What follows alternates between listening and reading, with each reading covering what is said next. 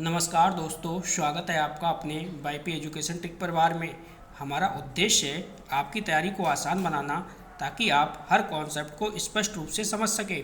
ये जो आज का टॉपिक है, ये देखिए चैंपियन सीरीज आपके लिए चल रही है। टॉपिक है आपका बुद्धि। हम टॉपिक वाइज इसके एमसीक्यूज क्वेश्चन करा रहे हैं प्रैक्टिस सेट के माध्यम से। जैसा कि बुद्धि का प्रैक्टिस सेट पहला वाला था, जो फर्स्ट था वो 100 क्वेश्चन का बना चुके हैं। और ये देखिए आपके लिए प्रैक्टिस सेट 2 आया है। तो प्रैक्टिस सेट 2 भी बहुत ज़बरदस्त रहने वाला है, तो आप इस वीडियो को शुरू से लेकर अंत तक देखिएगा। अगर आप वाईपी एजुकेशन टेक चैनल पे पहली बार आए हैं तो चैनल को सब्सक्राइब अवश्य करिएगा। तो चलिए बिना किसी देरी के करते हैं वीडियो को स्टार्ट। तो चलिए पहला क्वेश्चन आपकी स्क्रीन पे लग चुका है। पहला क्वेश्चन क्या कह रहा है, ध्यान से समझो। अंतर्वैयक्तिक बुद्धि को प्रदर्शित करने वाला जो व्यवहार है, ठीक है, अंतर्व्यक्ति बुद्धि को प्रदर्शित करने वाला व्यवहार है। 4 ऑप्शन है, 4 ऑप्शन में एक सही है, सही का चुनाव करना है। पहला ऑप्शन है दूसरे के अंतर्मन की इच्छाओं एवं मनसा का पता लगाना। सेकंड है दूसरे के मूड को भापना या भाप जाना। तीसरा जो है वो मिलते जुलते संबंधों तथा दोस्ती एवं पछतावा में भेद कर पाना है। चौथा जो विकल्प है वो है दूसरे के विचारों एवं व्यवहारों को प्रभावित करने के लिए उनसे संबंधित जानकारी का उपयोग। तो बताइएगा कौन सा ऑप्शन है जो सबसे सही होगा। अंतर्वैयक्तिक बुद्धि को प्रदर्शित करने वाला जो व्यवहार है वो क्या है, देखिए यहाँ पे हो जाएगा मिलते जुलते संबंधों तथा दोस्ती एवं पछतावा में क्या है, भेद करना। ये तीसरा वाला विकल्प यहाँ पे सही होगा। पेपर में कुछ भी छप सकता है, कुछ भी पूछ सकता है, इसलिए हर टाइप का मैं क्वेश्चन कराऊंगा, ठीक है। एक सफल इंटीरियर डिजाइनर में किस प्रकार की बुद्धि जो होती है वो प्रबलशीलता पाई जाती है। अमूर्त बुद्धि है, मूर्त बुद्धि है, सामाजिक बुद्धि है और सामान्य बुद्धि है। बताइएगा इसका सही जवाब क्या होगा। एक सफल इंटीरियर डिजाइनर में किस प्रकार की बुद्धि होगी, तो आप कहोगे इसका जो सही जवाब होगा वो पहला वाला ऑप्शन हो जाएगा, अमूर्त बुद्धि। अगला क्वेश्चन देखिए, अगला क्वेश्चन क्या कह रहा है, क्वेश्चन नंबर 3। क्वेश्चन आपसे कह रहा है बुद्धि के स्रोत हैं, तो क्या स्रोत हैं ये आपको बताना है। पहला ऑप्शन है अनुवांशिक, बी ऑप्शन है देखिए यहाँ पे दूसरा वाला अधिगम का परिणाम, तीसरा है स्वयं तथा वातावरण की अंतःक्रिया, चौथा है उपयुक्त सभी। तो जो बुद्धि का स्रोत है तो ये क्या हो जाएगा, ये आपका हो जाएगा उपयुक्त सभी, यानी चौथा वाला विकल्प है बिल्कुल सही जवाब है। चलिए अगला क्वेश्चन देखो। क्वेश्चन को देखना है और जवाब देना है। इस प्रैक्टिस सेट के अंदर 30 क्वेश्चन रहेंगे। इसके बाद जो अगला वीडियो लेके आऊँगा मैं वो आपके लिए बुद्धि का थ्योरेटिकल होगा लेकिन ट्रिकी होगा। सारी चीज़ें बुद्धि की A to Z में ट्रिक के माध्यम से आपको याद कराऊंगा। 20 परिभाषाएं दोस्तों आपको याद कराऊंगा। कितनी? 20 परिभाषा आपको याद कराऊंगा मात्र 20 सेकंड में, मात्र 20 सेकंड में। तो कल का वीडियो जो है धमाकेदार होने वाला है। बुद्धि के टॉपिक पर A to Z जानकारी उस टॉपिक के अंदर रहेगी। तो चैनल पे आप पहली बार आए हैं तो चैनल को सब्सक्राइब अवश्य करिएगा। बुद्धि का द्विकारक सिद्धांत किसके द्वारा दिया गया है, क्या वो साइमन है, स्पीयरमैन है, गिलफोर्ड है या फिर टर्मन है। तो आपका जवाब क्या होगा, आपका जवाब होगा सर स्पीयरमैन, यानी द्विकारक जो सिद्धांत है किसका है, स्पीयरमैन का है। स्पीयरमैन ने 2 कारक सिद्धांत में 2 बातें बताई हैं, एक सामान्य और दूसरा है विशिष्ट कारक। सामान्य यानी जनरल फैक्टर, ये देखिए दे रखा है, सामान्य तथा विशिष्ट कारक सिद्धांत का प्रतिपादन किसने किया है, अल्फ्रेड बिने, स्पीयरमैन, गिलफोर्ड एंड थ्रस्टर। तो जो स्पीयरमैन है, स्पीयरमैन ने बुद्धि को द्विकारक सिद्धांत में डिवाइड किया है। द्विकारक सिद्धांत में एक आपका जनरल फैक्टर है, दूसरा आपका स्पेसिफिक फैक्टर है, यानी सामान्य कारक और आपका विशिष्ट कारक। अगला क्वेश्चन देखिए आपके स्क्रीन पर। अगला क्वेश्चन आपसे कह रहा है आप ये बताओ कि स्पीयरमैन के द्विकारक सिद्धांत में जो तीसरा तत्व है वो कौन सा है। तो तीसरा तत्व कौन सा है, ऑप्शन को देखो और जवाब आपको देना है। देखो व्यक्ति कारक है, समूह कारक है, स्वयं कारक है या प्रतिष्ठा कारक है। स्पीयरमैन के द्विकारक सिद्धांत में तीसरा तत्व कौन सा है, तो आप कहोगे सर तीसरा जो तत्व है वो है समूह कारक सिद्धांत। दूसरा ऑप्शन यहाँ पे सही होगा। अगला क्वेश्चन देखिए, अगला क्वेश्चन वही क्वेश्चन रिपीट हो गया है कि कि बुद्धि के द्विकारक सिद्धांत किसने प्रस्तुत किया है, तो स्पीयरमैन को नहीं बोलना है। स्टार लगा लो इस क्वेश्चन पे, वेरी वेरी इंपॉर्टेंट क्वेश्चन है। जितने भी मैं आपको क्वेश्चन करा रहा हूँ ये विभिन्न परीक्षाओं में आए हुए क्वेश्चन हैं, प्रीवियस ईयर वाले क्वेश्चन हैं, चाहे वो राजस्थान रीट हुआ, उत्तराखंड टैट हुआ, झारखंड टैट हुआ या फिर यूपी का टैट हुआ। जितने भी एग्ज़ाम हैं उन्हीं से रिलेटेड ये क्वेश्चन हैं जो पिछली परीक्षाओं में पूछे गए हैं। तो स्पीयरमैन की जो अवधारणा है जी इंकित करता है, क्या इंकित करता है, देखिए समूह बुद्धि, आनुवांशिक बुद्धि, सामान्य बुद्धि या फिर श्रेणीगत बुद्धि। तो समूह बुद्धि जी का मतलब समूह बुद्धि नहीं है, आनुवांशिक बुद्धि नहीं है, श्रेणी बुद्धि नहीं है। ये क्या है, ये जी का मतलब है जनरल फैक्टर, यानी सामान्य बुद्धि की बात यहाँ पे हो रही है। तो तीसरा वाला ऑप्शन यहाँ पे सही है। अगला क्वेश्चन देखो, अगला क्वेश्चन आपसे ये कह रहा है, आप ये बताओ कि जो स्पीयरमैन है, स्पीयरमैन की बुद्धि संबंधी जो सिद्धांत है वो कौन सा है। तो वो कौन सा है, एक तत्व का सिद्धांत है, द्वितत्व का सिद्धांत है, त्रिआयामी सिद्धांत है या फिर बहुतत्व का सिद्धांत है। तो क्वेश्चन नंबर 9 का आप सही जवाब दीजिएगा। सही जवाब क्या होगा, ठीक है। सारे के सारे सिद्धांत, ये जितने भी सिद्धांत हैं ये सारे के सारे कल मैं आपको ट्रिक से कराने वाला हूँ। ट्रिक से कराऊंगा, सारे सिद्धांत आपको 2 सेकंड की ट्रिक के माध्यम से सभी सिद्धांत भी क्लियर हो जाएंगे और 20 सेकंड के अंदर 20 परिभाषा बुद्धि की मैं ट्रिक से याद कराने वाला हूँ। वो वीडियो आपको कल देखने को मिलेगा। चलो बताइएगा इसमें, तो इसमें क्या होगा, आपका द्वितत्व का सिद्धांत होगा। बी वाला ऑप्शन यहाँ पे बिल्कुल सही होगा। वाईपी एजुकेशन ट्रिक चैनल पे संस्कृत की क्लासें चल रही हैं लगातार दोस्तों, और सीटीपी आपकी अभी चल रही है। स्पीयरमैन के अनुसार बुद्धि का बढ़ना किस आयु में आकर रुक जाता है। स्पीयरमैन के अनुसार बताना है आपको कि बुद्धि का बढ़ना किस आयु में आकर जो है वो रुक जाता है। चलिए आयु देखिए आप, 10 वर्ष है, 16 वर्ष है, 25 वर्ष है और 50 वर्ष है। तो आपको बताना है सही ऑप्शन क्या है। देखिए स्पीयरमैन की अगर हम बात करें तो स्पीयरमैन के अनुसार बुद्धि का बढ़ना जो है वो 16 वर्ष में आकर बुद्धि जो है वो रुक जाती है। बी ऑप्शन यहाँ पे सही जवाब है। अगला क्वेश्चन देखो, क्वेश्चन नंबर 11 क्या कह रहा है। क्वेश्चन आपसे ये कह रहा है, आप ये बताओ, यह विचार है कि बुद्धि एक सामान्य मानसिक युक्ता है, निम्नलिखित में से किस मनोवैज्ञानिक के परिणाम है, किस मनोवैज्ञानिक के कार्य का परिणाम है, ये बात कह रहा है वो। तो चलिए समझिएगा, देखो बुद्धि जो है एक सामान्य मानसिक युक्ता है। यहाँ से पकड़ लेना है आपको क्वेश्चन को। तो ये बिने हैं, स्पीयरमैन है, गॉर्डनर है या फिर स्टेनबर्ग है। तो आप कहोगे ये साहब जो हैं वो स्पीयरमैन हैं। बी ऑप्शन आपका बिल्कुल सही जवाब है, ठीक है। प्ले लिस्ट हमने बना दी है, प्ले लिस्ट हमने संस्कृत की भी बना रखी है और आपकी साइकोलॉजी की भी बना दी है। टॉप साइकोलॉजी के नाम से प्ले लिस्ट है। एक एक वीडियो को देखिएगा तो आनंद आएगा, आपको चीज़ें समझ में आएंगी। अगला क्वेश्चन देखो, निम्नलिखित में से कौन सा बुद्धि का सिद्धांत प्रक्रिया उन्मुखी सिद्धांत की श्रेणी में नहीं आता है। जो नहीं आता है उसको आपको चुनना है, ठीक है। पहला है स्पीयरमैन का सिद्धांत, दूसरा विकल्प है कैटल एवं हार्न का सिद्धांत, तीसरा जो है वो स्टर्नबर्ग का सिद्धांत है, चौथा जो है वो जैनसन का सिद्धांत है। बताइए कौन सा बुद्धि का सिद्धांत जो है वो प्रक्रिया उन्मुखी सिद्धांत की श्रेणी में नहीं आता है। तो आप कहोगे इसमें जो सही जवाब होगा वो होगा ए ऑप्शन, स्पीयरमैन का सिद्धांत। चलिए इस क्वेश्चन पे भी आपको स्टार लगाना है। ये क्वेश्चन बहुत प्यारा है और कई बार पेपर में बन चुका है, ठीक है। क्वेश्चन क्या कह रहा है, थॉर्नडाइक के अनुसार बुद्धि के प्रकार हैं। तो थॉर्नडाइक के अनुसार बुद्धि के प्रकार क्या हैं, यांत्रिक बुद्धि, सामाजिक बुद्धि और मूर्त बुद्धि। तो कुल मिला के ये तीनों ही किसके अकॉर्डिंग हैं, ये तीनों थॉर्नडाइक के अकॉर्डिंग हैं।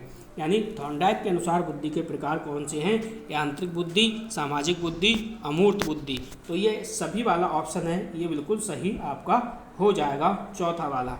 चलिए अगला क्वेश्चन देखो, क्वेश्चन नंबर 14 आपकी स्क्रीन पर लग चुका है। क्वेश्चन कह रहा है निम्न में से थॉर्नडाइक द्वारा प्रदत्त बुद्धि का प्रकार नहीं है।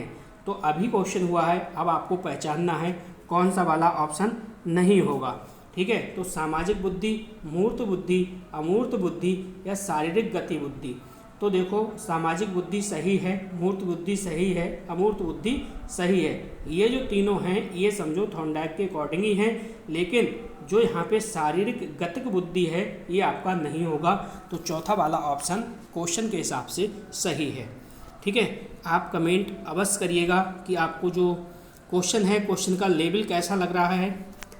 देखिए थॉर्नडाइक ने बुद्धि के जिस सिद्धांत का प्रतिपादन किया है वह है, तो आपको ये बताना है कि जो थॉर्नडाइक हैं, थॉर्नडाइक ने बुद्धि के जिस सिद्धांत का प्रतिपादन किया है वो कौन सा सिद्धांत है, ये आपको बताना है। क्या वो द्विकारक सिद्धांत है? आप कहोगे द्विकारक सिद्धांत नहीं है, ये स्पीयरमैन का है।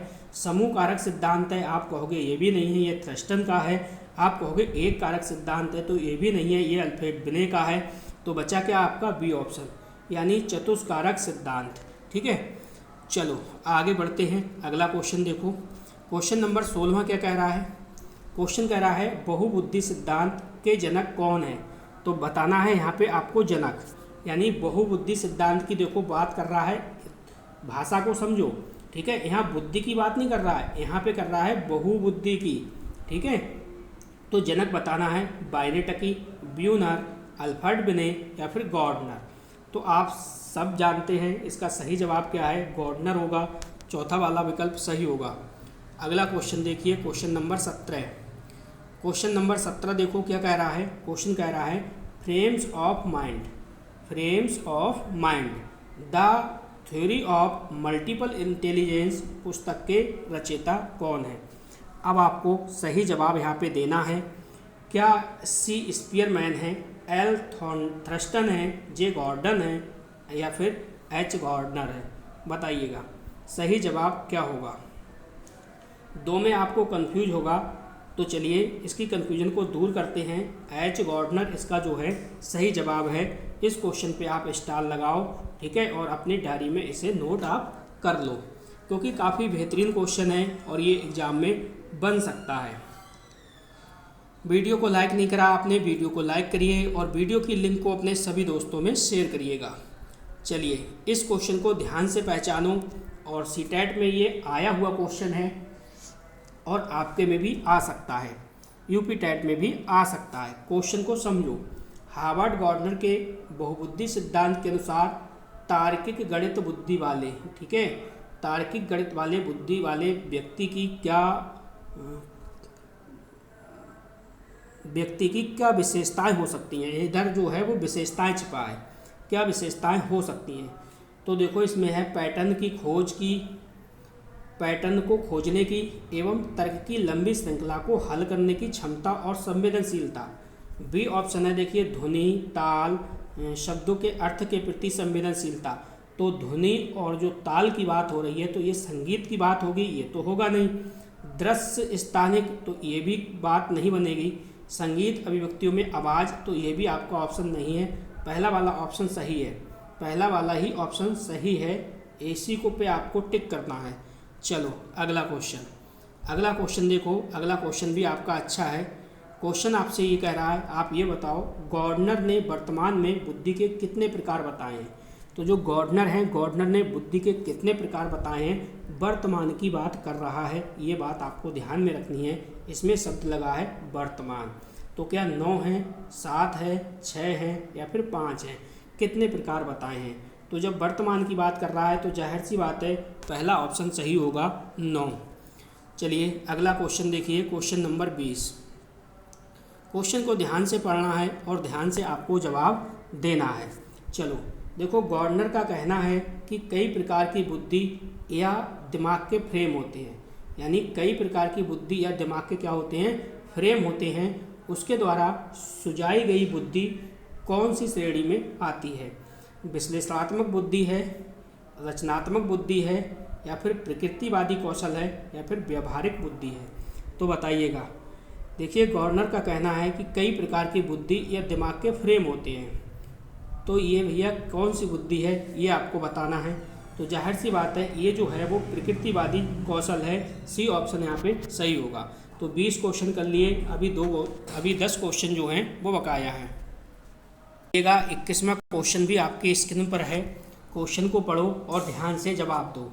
यहाँ बात हो रही है मानसिक आयु की, यानी मेंटल एज की अवधारणा किसने दी है?